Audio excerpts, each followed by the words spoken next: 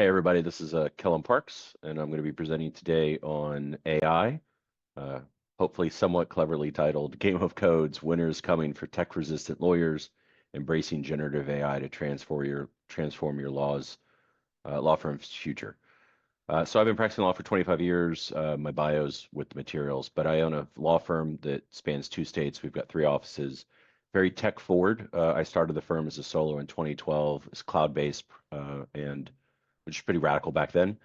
We've continued that transition, so we use a lot of AI. I use AI personally across some other businesses I own, including the Motivated Lawyer, which is a law firm owner coaching group that emphasizes a bunch of things, but one of them is tech and AI. So hopefully I'm going to take that information and try to relay how useful AI is and how you really should be paying attention to it.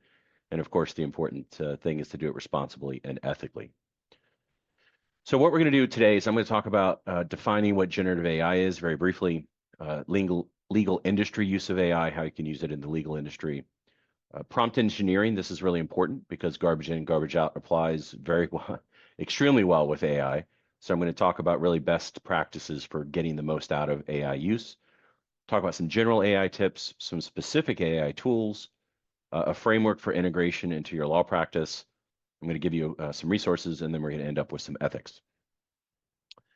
So generative AI or Gen AI, it's a subset of AI that uses generative models to produce new content.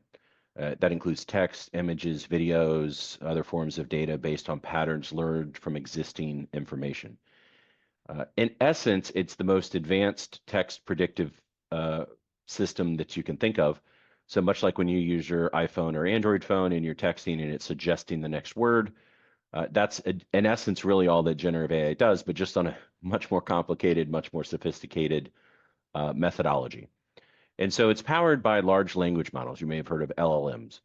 And this is generally, at this point, it's really almost all of human knowledge on the internet, but it generates human-like text from these simple prompts. It can analyze documents, summarize information, even draft legal documents with minimal input. The one other thing I want to tell you too is if you have any questions, please pose them. I'll answer them as we go, and that way we can just keep it flowing and hopefully be topical as I go through this stuff. A quote that I like to use when I talk about this topic, which is often I could spend 8 hours on it, which I promise you I won't. I'm going to stick in my hour. But Jonathan Cooley had said that it's important that lawyers are familiar with AI technology in the same way that they are with the internet now. Those